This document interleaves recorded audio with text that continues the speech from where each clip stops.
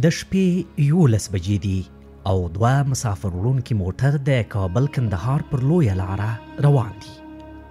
دواړه موټرونه پر همدې یو طرفه سړک ګړندی تګ کوي او دواړو لورو ته موټرونه له یو بل څخه په تیزۍ سره تیریږي.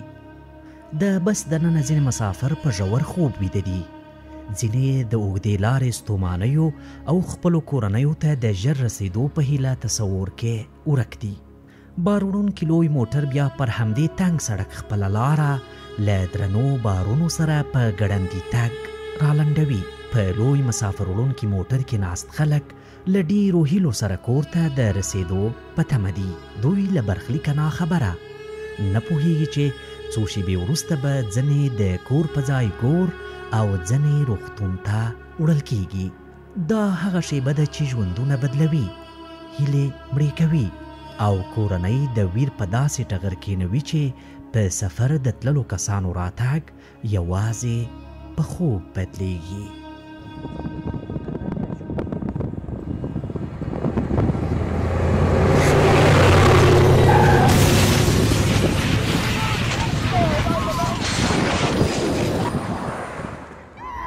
د 2024 کال د دسمبر میاشتې په 19 نیټه چې د 1403 کال د لیندۍ میاشتې له 29 سره برابره ده، د کابل کندهار پر لویه لاره د غزني ولایت د مرکز اړوند شهباز او اندړو ولسوالۍ په ناني سیمه کې په 2 جلا خونړیو ترافیکي پیښو کې 52 کسانو خپل ژوند له لاسه ورکړ او 83 تنه نور په دغو پیښو کې ټپیان شول. از چوکی 13 از شیشه پیشروی طرف افتاده بودم. شیشه پیشروی طرف افتاده بودم. من گفتم ما خیالات رسیدیم، خونه که شو است حتما این رقم میشه. که سرم بالا کردم زیر پای ما ویزان بوده. پای ما گرفتم یک رقم چی قصد میزدم. نگه چیز در یادم نام بیهوش شده، نگه چیز نمیفهمیدم. در شفاخانه که آمدم باز در شفاخانه یک دفعه ناگهان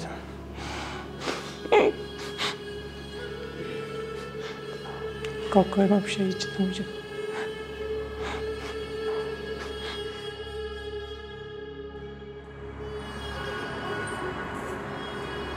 کله چې زه پر هوس پر آل رالمه چې موټر ته دایره غورځولی وم، نو چې ومې کتله ټپیان پراته وه، شهیدان هم پراته وه، بغارې وې، کیغې وې، د خدای پاک رویونه یې نیوله.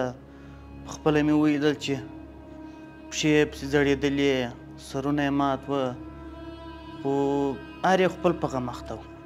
یا سړک خو جوړ و، انشاءالله سړک جوړ و، خو د موټر د استادانو د خوا څه کې دغه دی بې دغه یې چلوي، ځکه چې بار داسې ټکرونه و خطرونه پیښیږي. دا مستند فلم د کابل کندهار لویې لارې د وروستیو ترافیکي پیښو د زیاتوالي لاملونه څیړي او ترڅنګ یې د هغو کسانو غږ ته هم انعکاس ورکوي چې پر دغه لویه لاره یې د خپلو کورنیو غړي له لاسه ورکړي دي. که څه هم له پیښې څخه 3 ورځې تېرې شوي دي، خو لا هم فضا خاموشه او ویرجنه ده. د ځایي چارواکو له لوري د پیښې په لومړي سهار بس موټر او یو شمېر نور پاتې شوني انتقال شوي، خو د دغه ټیلر موټر له پاتې شونو څخه د دې خونړۍ پیښې ویرجن تصویر په ذهن کې سازیږي. موټرونه لا هم هغسې ګړندی تګ کوي او داسې معلومیږي چې چا له دې پیښې څخه عبرت نه دی اخیستی او په موټرونو کې د ناستو مسافرو سترګې ټول همدا پوښتنه کوي، آیا د دې ټولو سره سره هم څه بدل شوي دي؟ دا مستند فلم د غزني له همدې سیمې او له همدې ځایه خپلې څېړنې او د ترافیکي پیښو د لاملونو په هکله خپل سفر د کندهار په لور پیلوي. موږ د غزني له خونړۍ پیښې وروسته د قربانیانو د کورنیو په لور روان یو. په لار هر څه معلومیږي چې نه ترافیکي نښې شته او موټرونه پر همدې یو طرفه او واړه سړک له یو بل څخه تیریږي. لا هم ترافیکي اصول تر پښو لاندې کیږي، لا هم غفلت او بې پروایۍ د دې خونړۍ پیښې د تاریخ تکرار ته لار هواروي. د دې لارې په اوږدو کې ډیری ټکر شوي موټرونه پراته دي. په ځینو یې داسې شعارونه هم لیکل شوي دي چې برداشت به یې څه وي B52. له دې څخه موخه دا ده چې دا موټر یې د تیز سرعت له امله له تیارې سره تشبیه کړی دی. دا موټر شاوخوا 2 میاشتې وړاندې له دې کورولا ډوله موټر سره ټکر کړی و. د سیمې عیني شاهدان وایي چې په دې واړه موټر کې ښځو او ماشومانو خپل ژوند له لاسه ورکړ. B52 الوتکه هم پر ځمکه تر ناڅاپي ناستې وروسته په داسې حال شوې ده. دغه موټر د کندهار طرف پسې را روان سوی ولو. هغه د تودې چینې په سر کې هغه لوکسل موټر تر بل موټر مخته کېدو. هغه باردار د پریر موټر ولو. تر اوس دا موټر مخته کېدو سدالي مخ سوی هغه بل موټر پرې رسېدلی و. هغه یو واګو په کې سپاره کسان 15 نفره شهیدان سو. په هغو کې 2 وړوکي وو، یوه ښځه وه او یو ډریور د دغه موټر ولو او یو بل نفر ولو او 3 نور کې زخمیان سولو. دا موټر په ډېر تیز سرعت باندې را روان و او دې ډریور د میهمن بابا شرکت نمایندګي ده. د 15 ساعته متصل تګ را کړی و. نو 15 ساعته متصل تګ چې موټروان نه کوي هغه خو په قانون کې نص دی دا تګ کوي. هر شرکت باید 2 کاله جزایي سي. ځکه داسې کله وخت ټکر وکړي او یا کله وخت یو موټر خراب په دې شاهرا باندې په دې سړکو باندې 8 ساعته 9 ساعته سواریان دغسې پاتې دي. بل یو موټر هم نه ورته راغواړي دا شرکتونه. دا د ډاکټر اجمل مخلد کور دی. هغه څوک چې د غزني په خونړۍ ترافیکي پیښه کې ژوند له لاسه ورکړ. د کور مخته ماشومان لوبې کوي. دوی بې پروا، خوشحاله او له دې ستر غم او ویر څخه ناخبره دي. ډاکټر مخلد 2 لورانې او 2 زامن لري. د ډاکټر د کور فضا په بشپړه توګه خاموشه، ویرجنه او کرکجنه ښکاري. د دې حالت لیدل او زغم د هر چا لپاره سخت دي. د نوموړي کور ته لا هم خلک د فاتحې لپاره راځي او غواړي د ډاکټر مخلد په ملا کړوب او سپینګیري پلار ته تسلیت ورکړي. بسم الله الرحمن الرحيم والضحى والليل إذا سجى ما ودعك ربك وما قلى وللآخرة خير لك من الأولى. د ډاکټر اجمل مخلد پلار خپل زوی د خلکو د خدمت لپاره روزلی و. کلونه یې د هیواد په بیلابیلو ولایتونو کې د ډاکټر په صفت دنده ترسره کړې. د پلار ویاړ و. خو نن یې د پلار سترګو ته کتل دا روښانه کوي چې څومره دردمند دی او غریو نیولی انداز یې یوازې والدین درکولی شي. زوی یې دوی ټول یوازې پرېښي، خو درد یې لکه د یو سیوري په څیر د پلار تر څنګ پاتې دی. د ما زوی و اجمل خان بیدو ډاکټر و. بیا په د موسسې سره یې کار کاوه. نو په میاشت کې 1 2 وارې کندهار و هلمند ته تلو او د نور کلونو چې کار کړی د دی یوه وارې هم خپل موټر نه د پرېښی و. بوی بې ما به ورته خطر به وي پر لارې ولته مې کارونه ډېر. نو بیا چې تو له دارې وار په دا 2 کال کې یوه ورځ هم موټر نه د پرېښی. له دارې موټر پرېښی ولنې بیا یې مورې سرګردانه. بیا چې له هغې خوا دی را رهي سوی و. ماښام موږ ډوډۍ وخوړه. ما تلیفون ورسره وکړو مال چیرې یې؟ وایي په کلات کې یم، په سدوسي کې در سپورې. سهار ما چای خوړ په خونه کې. د دغه زوی تلیفون وي د موږ په خونه کې پروت. زنګ ورته راغی.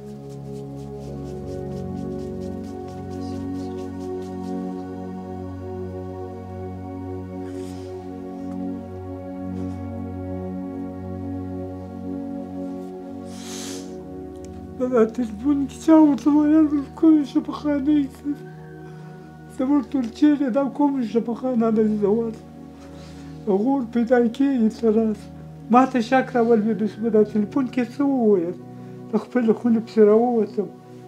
یو دغه ما مشر زوی د هغه مې کشر زوی ده دی منځګیر و په مابین کې. دی وایي شی نشته ته نه یم ژبه یخ ده. اجمل موټر ټکر کړی ده لاس یې خوږ ده. موږ به ورسره رابې وړو ته ننوځو. اتې ځل ننوتم د نن کله تکیه راځي دا غم د ګاللو نه و.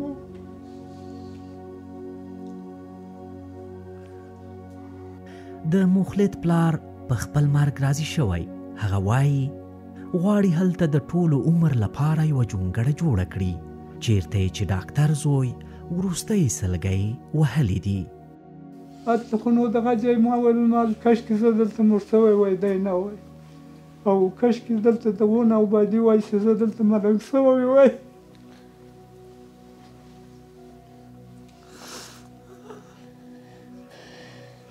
همدغه ټوله دی راته ښکارېدلی که دی سره سره ګرځي. خو د خدای په اړه د 2-50 کسه شهیدان پر یوه ځای باندې ټیلر و، هغه کولا و، همځکه چې ووینې نو بیا به زما په خیال سړی د سرې ډبرې زړه یې ویم وبڅاړي، خوا بیا باده شي. حکومت همدا ده چې دا ترافیکي قانون عملي کړي، پر لارې باندې باید دوی په یو 200 متره کې یو چیک پوسټ ولري یا موټر ودروي یا یو سړي څخه پوښتنه وکړه چې ته له کومه رالې څو ساعته کې دې ځان راورساو. هغه چرسي وي چرسي څکولي وي د انسانانو په غم نه وي. دا خو به یوه ورځ پېښه وه، دوې به وي، یو څه بې عبرت کوو، مګر دوی یې نه کوي. ولې هلته دغه ورکوي، کارتونه ورکوي، بیا د دوی عزت کوي، کالي ورکوي، بیا یې دی تیز وایي وایي چې زر یې ورسوم، بیا ما ته هلته مکافات راکوي. حیا مخلد د ډاکټر اجمل مخلد مشره لور ده. هغه د ښوونځي په 5م ټولګي کې ده. هغه وایي د پلار مې هیله وه چې زه هم ډاکټره جوړه شم. په ژړغوني غږ او سلګیو کې وایي پلار مې ویل ستا تر شا د غره په څیر ولاړ یم، خو کومه د غر نشته نړېدلی دی. پلار خو مې تر هر څه ډېر خو پلار وراته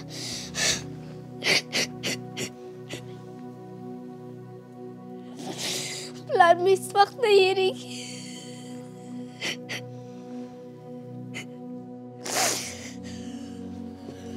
پلار چې کومه مینه ماته راکړې ده هغه په ما هېڅ وخت نسي هېره.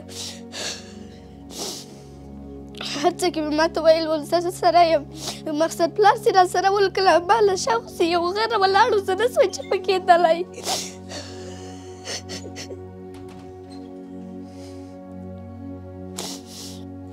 خاطرې خو مې د پلار ډېرې خاطرې راسره ولې. هر وخت به ماته ویل ول زه به تا د ځان په څېر کوم، هر وخت به یې ویل ته به زما رقم ته یو وخت ډاکټره یې، او هغه خبرې به زما هېڅ وخت نه هېرېږي.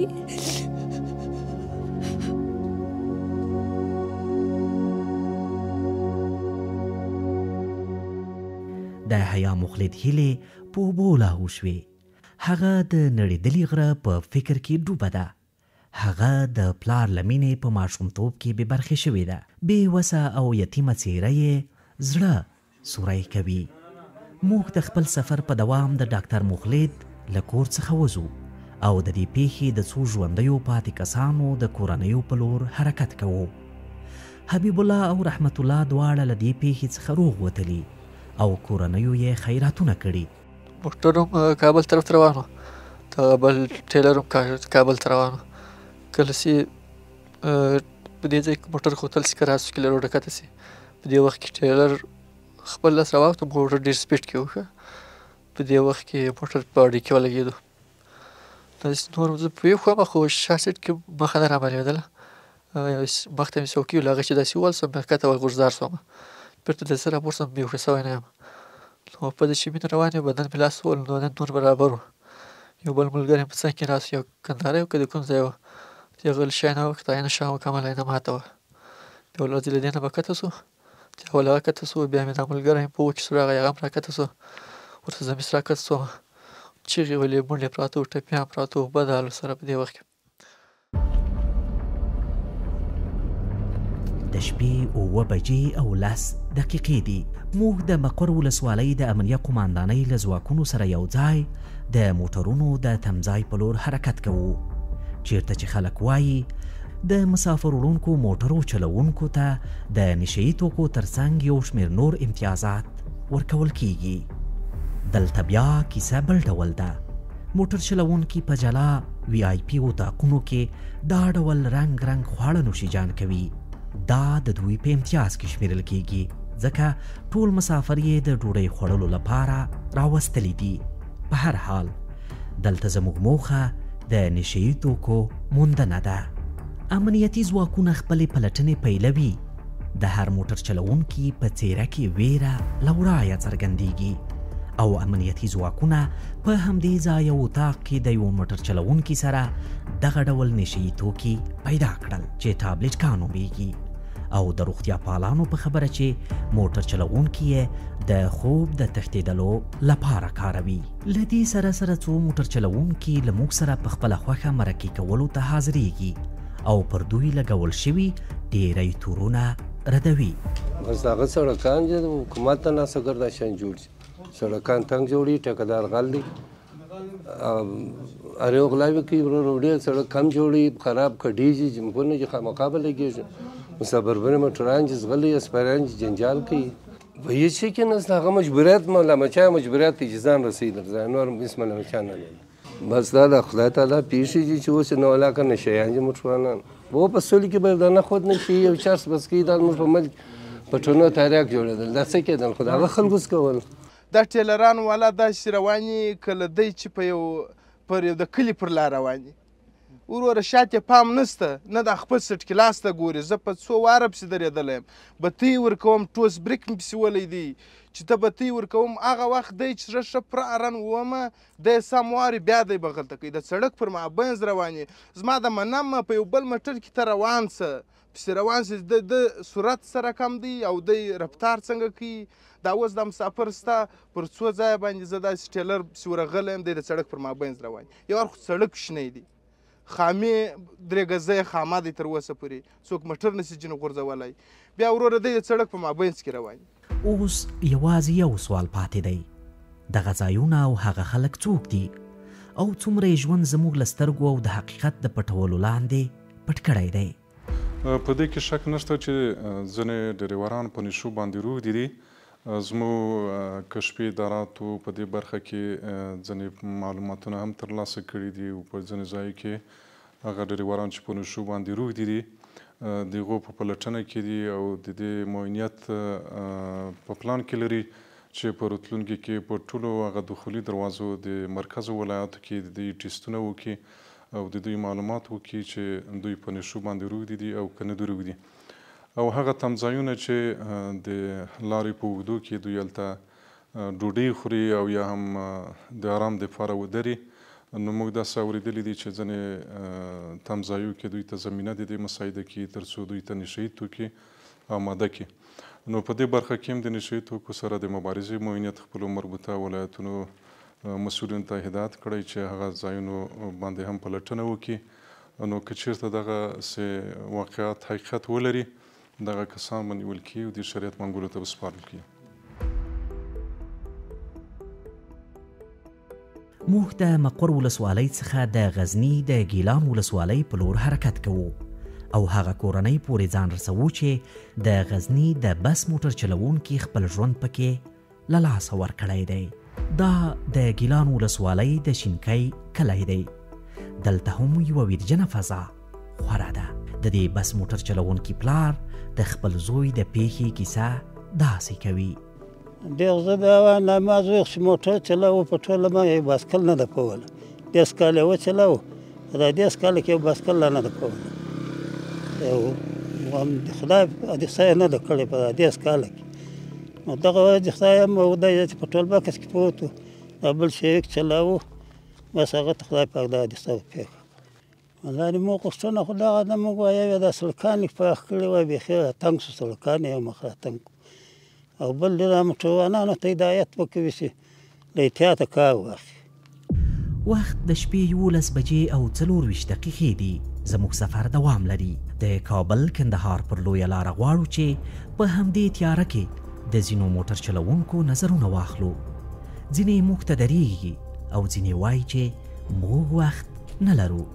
ډېری بس چلوونکي د خپلو ټکرونو پړه پر لویو بارونکو موټرو اچوي او وایي چې دوی لایزري څراغونه کاروي او ډېری وخت په دې تنګ سړک موږ ته لاره نه راکوي. داسې دی چې اوس موږ د ټکرو سره چې مخامخ کېږو د ټوله یا د تیز رفتارۍ د خاطره یا ګوره اوس ټیلران والا موږ خو د ډېر سرعت موږ کم کړی دی.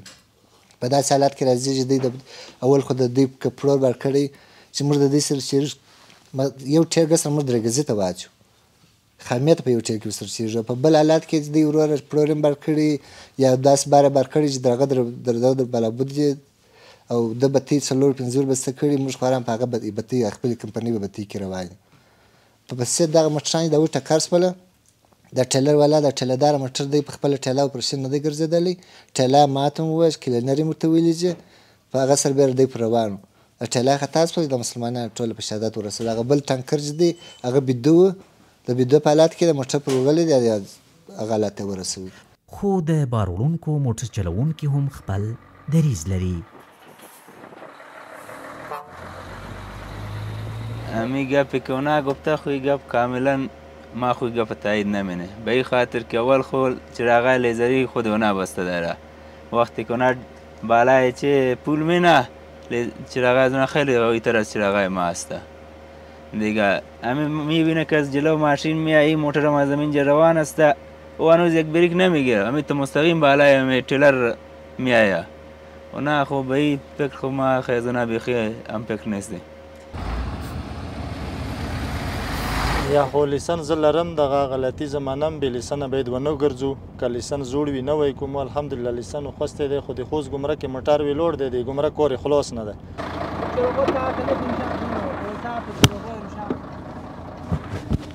بس وږی ومه سهار مې ډوډۍ نه وه خوړلې دا خو ډېر بد کار دی څه وي چې ډوډۍ خورې باید موټروان مجهز ناست وي که نه مجهز ناست وي د شترنګ ته ګیر او شوي ته سیستم ته یې فکر وي بس بله ورځ چې ټاکر وشو هغه د دغو خوب او د دغو مشکل نه پېښ شوه که نه بس اوس زه مجرم یم په دغه کې چې ډوډۍ مې خوړه لیسنس والا که نه لیسنس نه لرم درواغ په کار نه دي والله که ترافیکي قانون والله که داسې بلد وم استاد څه درواغ درته ووایم والله مسافرلونکي ډېرې بې احتیاطه دي په موږ یې راباسي راباندې باسي والله 5-6 واره مې سوکه خامې ته تیکوس کړی دی تاسو هم ولیدل چې د لویو باروړونکو موټرو چلوونکي ډیری بې لایسنسه وو خو کلونه یې پر همدې لاره تګ راتګ کړی د دوی له ډلې یې ډیری ان له ترافیکي اصولو سره هم بلدتیا نه لري د دې بې پروایۍ او نه مراعات شوي اصولو تر شا هر موټر چلوونکی د دې فاجعې د جوړولو او د ترافیکي اصولو سرغړونکي ښکاري هغه څه چې دوی د خپلو کړنو پر وړاندې هیڅ ډول ستونزه نه ګڼي په دې ځای کې موږ یوازې د ټکرونو او د لایسنسونو د نشتوالي کیسه اورو خو تر دې ټولو وړاندې ډیری دا پوښتنه لري چې څوک به د دې بې پروا موټر چلوونکو د غیر مسؤلانه کړنو سزا ورکوي او دا اوږده مرګونې سلسله به کله پای مومي نه ښاري پېژني نه ښه پېژني نه بد پېژني زموږ یې رارهي کړي چې ملک خرڅ کړي ځمکه خرڅ کړي چې موټر په واخلي کوچنی موټر یا لوی موټر چې یې رارهي کړي کله بل څه تصادف وکړي که هغه هر څو دغه وي خو ځای باندې ورځي نو دغه له حکومت چې موږ دا خواهش ده دا یو دغه دې وکړي یو د جوازونه په دغه موټروانانو باندې واخلي دویم د توصیه ورته وکړي چې دا موټر استه بوځي شایع وپېژني ښایي اوچه پلاس وپېژني او که نه کړلو هغه باید چې جریمه کړي او شرکتو ته دې باید دغه ورکړي خبر ورکړي چې دغه موټروانان بې نظمه موټروانان په دغه کې مه نیسئ او کلینرانو چې په لاس په لارې مه ورکوئ د دې لارې یو شمېر موټر چلوونکي د سړک پراخوالي او د ترافیکي نښو د نصب کولو غوښتنه کوي دوی وایي خو زموږ عمده مشکل اوس هغه دی چې اوس هغه سابقه سړک دی یعنې 100 کاله 200 کاله در مخه دا سړک جوړ شوی دی نو اوس خو وسایل بیخي ډېر جرابت آمد تقریبا چې زه خپل د ځانه را فکر وکړم دا 3000 4000 وسایل پر دا لارې باندې ربط آمد لري نو د دغه سړک کموالی هم څه مشکلات جوړوي دا د دې خپل نظر د سړک کمزوری نه دی خپل په انجنیري اصولو کې سړک چې دی د سړک لینونه مغه 3.15 د یو لاین عرض دی چې په مغه منل شوی معیارونو باندې دغه سړک او د هغه اوږې چې دي یعنی موږ تاسو شولډر ورته وایو هغه جوړ شوي دي، د سرکونو سور کم نه دی، اما بسنه نه کوي موجوده ترافیکو ته. نو په همدې خاطر د ټولګټ وزارت په پلان کې لري چې د دې لپاره چې ترافیکو حجم تقسیم شي، نو د دویم لاین چې تاسو یې شاهدانه چې کار روان دی د کابل د طرفه د غزني په طرف باندې په همدغه سلسله باندې د بودیجې او د امکاناتو په کتلو سره تر قندهار به دویم لاین چارې هم شروع شي. د اوس د کابل نه تر غزني پورې عملاً چارې جریان لري. کله چې دغه طبقه تکمیل شي ورسره څنګ کې به ټول علایم ترافیکي علایم او د هغو ضمایم ټول به د سرک کې نصب کیږي. موږ د شپې ناوخته زابل ولایت ته ورسېدو، خو زموږ سفر دلته نه ختمیږي. سهار وختي موږ د ترافیکي پولیسو سره یو ځای د وړو او لویو موټر چلوونکو څخه پوښتنې کوو. هدف یوازې یو دی، د ترافیکي اصولو د پوهېدو کچه او د لایسنس لرونکي موټر چلوونکي. خو کیسه هماغه پخوانۍ ده. ډیری موټر چلوونکي خپل ځان تیر باسي او د لایسنس نه لرلو په اړه بیلابیلې بهانې جوړوي. د دغو خبرو اترو له لارې موږ یوازې د یوې بې پروایۍ بڼه ګورو. هر موټر چلوونکی خپلې بې مسؤلیتۍ ته په ساده توګه غاړه ږدي او د لایسنس نشتوالی یا د ترافیکي اصولو نه مراعات کول کوچنۍ خبره بولي. د کندهار بیا تر غزني پورې موټر چلوم، د 3 کاله کېږي چې چلوم. لایسنس نه لرم، په جوړوم یې. لایسنس نو مشکل نه لري. لالا سړی مسې خیر او خیرات بیداره شاید لیسنس شکر خیر بخشه دې ډېرې وروره دا مستاسي نه لیسنس ته نه اسناس ته اوس مې نوی راوستلی ده. باید کنټرول کړي، باید زما هم کنټرول کړي، دی هم کنټرول کړي. هر یوه ته باید سزا ورکړي. زه دا نه وایم چې ما ته یې نه راکړي ده ته یې ورکړي. هر سړی چې دا کار کوي باید سزا ورکوس. که سزا ورنه کوس دا کار نه کنټرولېږي. دا اوس پر لاره روان دغه مو ویله چې معنا د خدای مخلوق یې دغه په ډغر کښېنوله. که چیرې دغه بل چا هم دې ته سزا ورکوس بیا په آینده کې داسې کار نه کیدی. سزا نه ویني بیا هیچ مشکل نشته، بس درسه چیر سولم خلاص. ریاست امین پلیس ترافیک افغانستان به خاطر جلوگیری از حادثات ترافیکی تحقیقات کلی را به انجام رسانیده. یعنی در این رابطه بی تفاوتی اختیار نکرده. اول تحقیق صحرایی، تحقیق علمی را انجام داده که چرا حادثه ترافیکی به وقوع می پیونده. در این تقریبا تحقیق توسط 6 نفر از متخصصین ترافیک انجام شد. اعتبار شهر کابل تمام مسیرهای شهرهای 5 سمت کشور مورد مطالعه قرار گرفت. سفر شد به هر شهرها از ابتدا تا انتهایش. تماما مشکلاتی که در مسیر جاده ها بود اینا تحت بررسی قرار گرفت. دیگه فعالیت ما تماما آمادگی های ما این بود که تمام عواملی که باعث رابندانا میشه، ازدحامات میشه، ناهنجاری ها میشه و بالاخره یک حادثه ترافیکی چی در داخل جاده‌های شهری و چی در شهرها وجود میره در داخل همین طرح هست که این طرح بخیر منظور شود، در دسترس ما قرار بگیره. باز ما به خاطر تطبیق طرح پلان‌های تطبیقی خود ترتیب میکنیم. موږ خپل سفر ته دوام ورکوو او د شپې ناوخته کندهار ته رسیږو. دلته زموږ موخه د ترانسپورتي شرکتونو له مسؤلینو سره خبرې کول دي.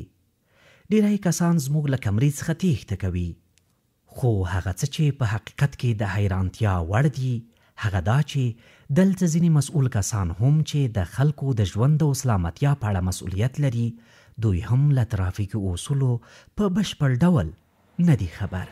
اوس فعلا خو چې دی نو کیلومترونه ټول قید شوي، موټران جی پی ایس شوي دي. مخکې سرکان هم خراب و، نو اوس د هغه پرتله باندې موټران ټول جی پی ایس دي.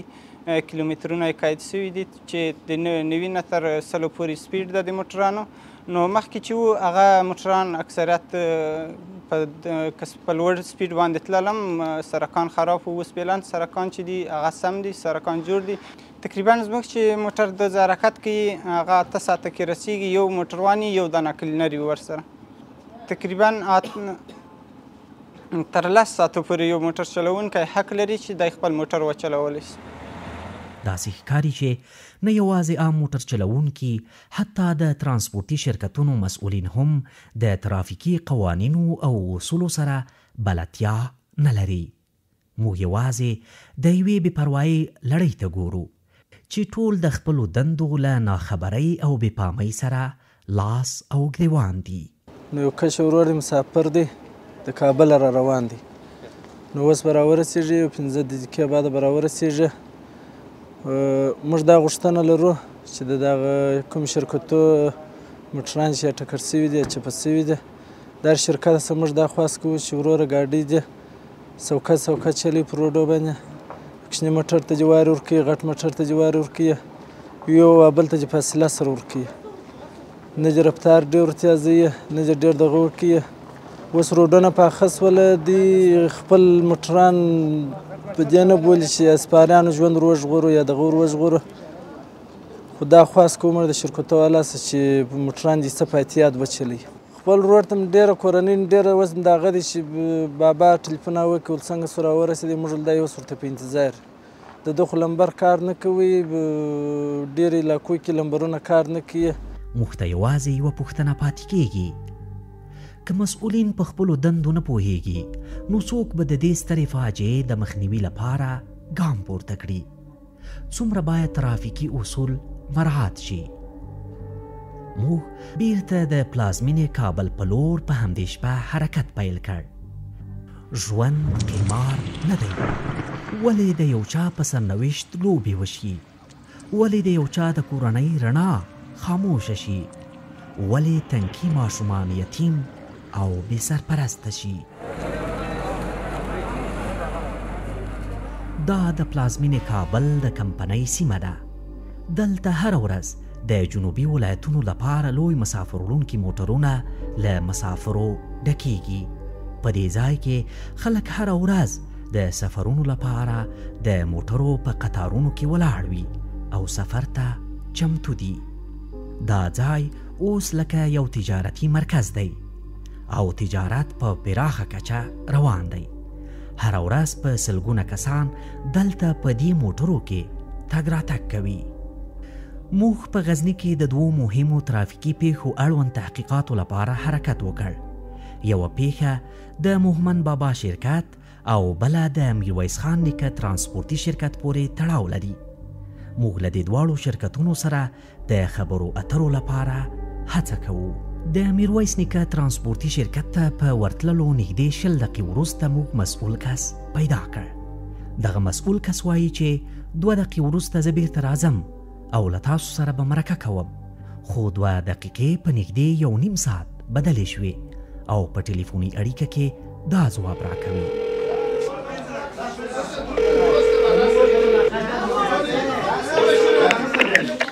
استاد خیب خیر دی؟ موږ خبریالان یو، ته څه سوي استاده؟ موږ ته یو کار پیدا شو، موږ ووتلو وروره خبریالان یو ورور مې جات ما د وخت دفعه وویل چې هغه کار مې پیدا شو، دلته موږ یو رئیس یو څه مشکل پیدا شو، په موږ سره غلا مې راکړه ورور. خو دلته موږ مرکې درته منتظر یو، ښایي مرکه څه رقم کوو؟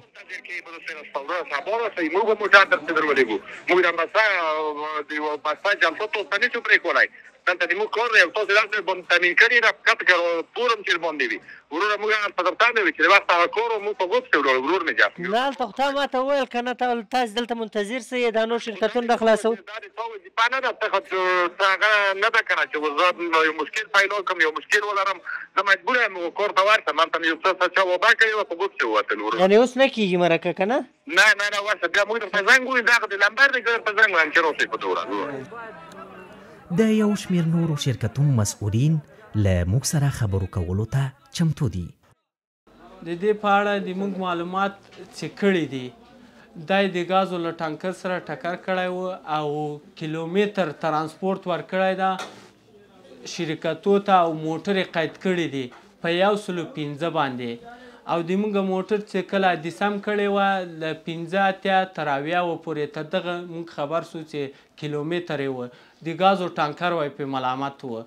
خو مسیر یو مسیر ده. ما اول هم درته ویلې چې زیاتره حادثې راپېښېږي د مسیر له نګاه نه راپېښېږي. له امارت اسلامي نه خو همدغه غوښتنه ده چې په هر ځای کې هغه خپل مسؤلین که د سرکو یې که مثلا د ترافیکو یې که د هر څه شي هغه خپل وضعیت ورته معلوم کړي، هغه خپل مسیر ورته معلوم کړي او کوم غټ موټر چې دي مثلا هغه د یو وخت دې ورته تعین کړي چې له هغه وخت نه دوی فعالیت پرې راشروع کړي په سړک.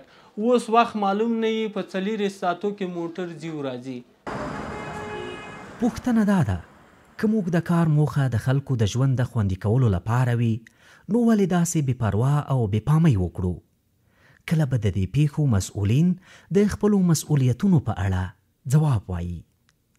ترانسپورټ او هوایي چلون وزارت د واټ ترانسپورټ په برخه کې هغه مکلفیتونه او هغه مسؤلیتونه چې د افغانستان د اسلامي امارت د چتر لاندې لري همیشه یې کوشش کړی دی او نور به هم کوشش کوي چې هغه ترسره کړي چې په حدودو کې د 8,000 شاوخوا موږ دغه وسایطو ته جی پی اس بسته کړی دی او دغه وسایط موږ هره ورځ په 3 ټایمو کاري کې موږ د 8 ساعت دپاره کار کوونکي د جی پی اس د کنټرول په مرکز کې ورته ګمارلی دي او هغوی دغه وسایط پر لویو لارو باندې چې د افغانستان مشخصې لویې لارې دي په هغه کې یې کنټرولوي او ترڅنګ یې کوم څوک په شروع کې سرغړونه وکړي دغه ټاکل سوي سرعت څخه چې 115 کیلومتره موږ د ریزینګ د اصولو مطابق ورته ټاکلی دی توصیه ورته ورکول کیږي او د هغه بغیر که بیا هم سرغړونه وکړي بیا هغه اصول چې هغه تعدیبات چې موږ لرو هغه پر تطبیق کوو. د دې ترڅنګ موږ د مسؤلیت په برخه کې لازمه توجه کړې ده. په بین الایتي بارونکو تمځایونو او ترمینلونو کې هر ورځ موږ کار کوونکي لیزري څراغونه او هغه غیري وضعیت چې د مسؤلیت په اړه کې بارونکي وسایط لري لکه د ټایر برخه چې ده لکه هغه تدابیر چې باید په لویه لاره کې یو موټر چلونکي ولري هغه تعقیب کیږي. داسې لازمه وګڼل سول چې تر څو چې د محکمې پریکړه راځي ځکه په دغه برخه کې مخکې ما تاسو ته یو یادونه وکړه د یوه طرحې په ښارونو کې د بېنظمۍ او د ترافیکي پیښو د مخنیوي یو طرحه په هغه کې وضاحت شته چې کله یوه ترافیکي حادثه واقع سي دیت تداوي د دې مسؤلیت د چا په غاړه دی هغه وضاحت لري. بیا په وروستني پیښ سره بیا هم یو مجلس په رهبري په سطح باندې دایر سو موږ تخنیکي مجلسونه هم درلودل په هغه کې هم یو راپور جوړ سو چې د هغه راپور د پریکړې په اساس باندې اوس فعلا دغه 2 شرکتونه فعالیت کوي د ترڅو چې د محکمې پریکړه راځي.